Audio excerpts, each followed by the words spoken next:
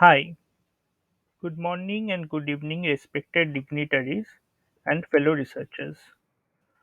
Today I am here to present our research work, Single Shot Identification of Musical Instrument using Scalogram. Our research team consists of our respected professor, Dr. Aniruddha Chandra from NIT Durgapur, Arindam Dotto from ISC Bangalore, Dibakar Sheel from Studine Semiconductor, and me, Devdatta Chatterjee, an alumni of NIT Durgapur. Our research work mainly focuses on proposing a novel approach to classify the musical instrument. This problem has for long been an ill-posed problem in the field of MIR, that is, musical instrument recognition. We in this paper try to delve in the idea of single-shot identification of musical instrument by using a deep convolution Siamese neural network and the residual variant of the same. So let me try to discuss some of the application of our work. So musical classification can be used in a variety of applications such as genre classification, identification of music being used in live performance, and many musical operation like mixing of musical notes, archiving, cataloging requires musical identification. The reason why we went for this one-shot musical instrument identification is because of its improved accuracy and faster identification time.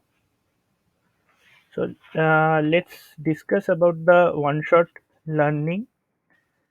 So this one-shot learning, it is a machine learning algorithm that can learn only from a single example rather than getting trained on large dataset, thus making it easier to develop the model quickly, which can adapt to new tasks.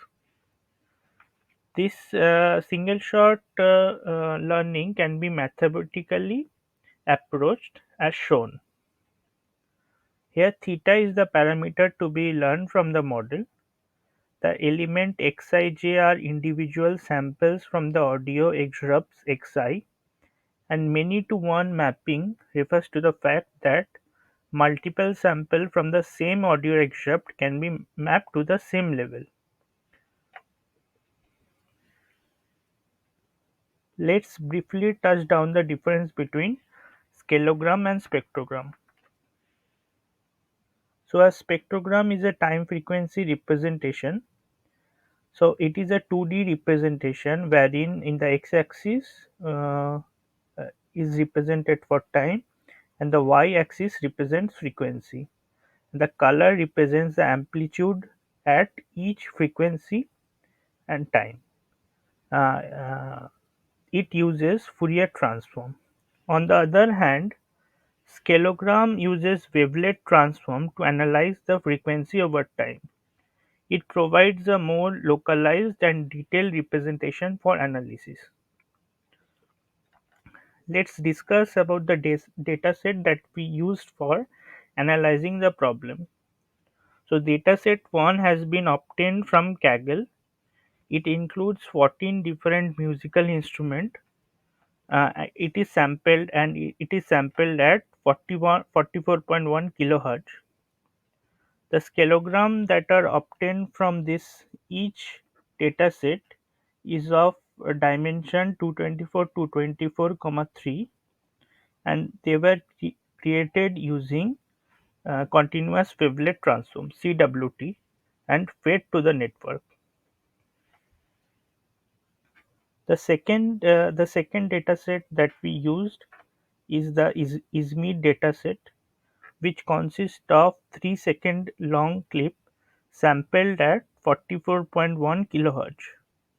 We used 338 data from each category, and each audio data created a scalogram of size 656, 875, 3 that was resized to 224, 224, 3 vector. The architecture that we see in this presentation, like this is the architecture that we proposed. The Siamese neural network. It was achieved after several optimization. It is a VGG type CNN, and we see like two couples of that, like they share the same weight across. When two images of same type are passed, the network should identify the features to look for and create two vectors in the penultimate layer. We use the difference between the feature vector as a weighted L1 so that the last layer is sparse enough for easy processing, and we used sigmoid function to squash the data between 0 and 1 so as to use it in a probabilistic manner. The binary cross entropy was used as an objective function. As we see like the 224 224 comma 3 input vector, it is a scalogram, and we are using that, like we are passing these two scalogram into this proposed Siamese neural network. This network has around 420 million parameters, and to avoid overfitting, we use dropout. Max pooling layer was introduced in adequate interval to reduce the dimensions. We also use ReLU to introduce non-linearity so that the activation don't die out in the deeper layers. We used Adam optimization with a learning rate of 6 into 10 to the power minus 4. So this is the architecture for residual Siamese network.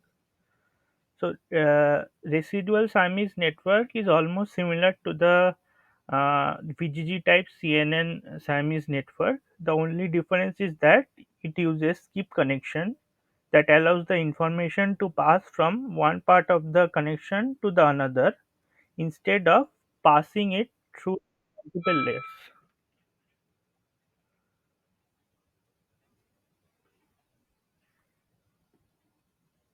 This helps to mitigate the problem of vanishing gradient, leads to faster convergence and better performance. This method allows the network to learn from the residual representation instead of final representation. Thus, the number of parameters that this residual Siamese network mm, drops by around 18 times and stands around 23 million without sacrificing the accuracy. So, the experiments and the results. We randomly chose like 2, 5, 8, 10, 12 dataset and tested the model on the audio samples which it was not trained upon. It was like we used around 4,000 epochs for training the dataset.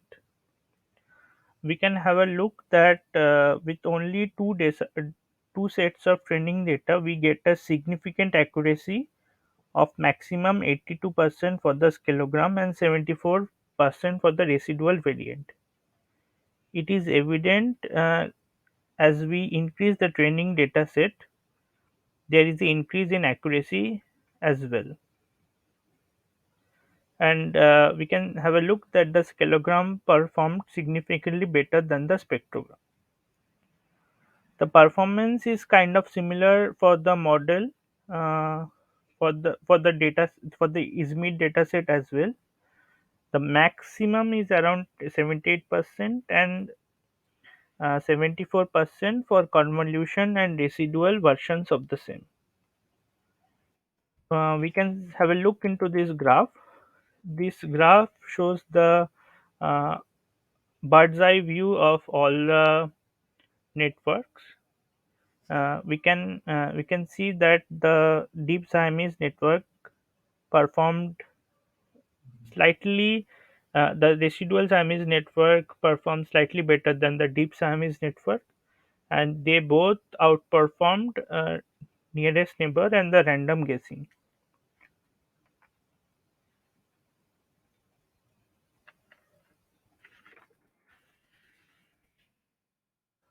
So, like the conclusion part, our experiment showed that with the model that we have proposed, it can perform the state of the art. However, our network suffers from a major drawback in terms of the parameters, the network parameters.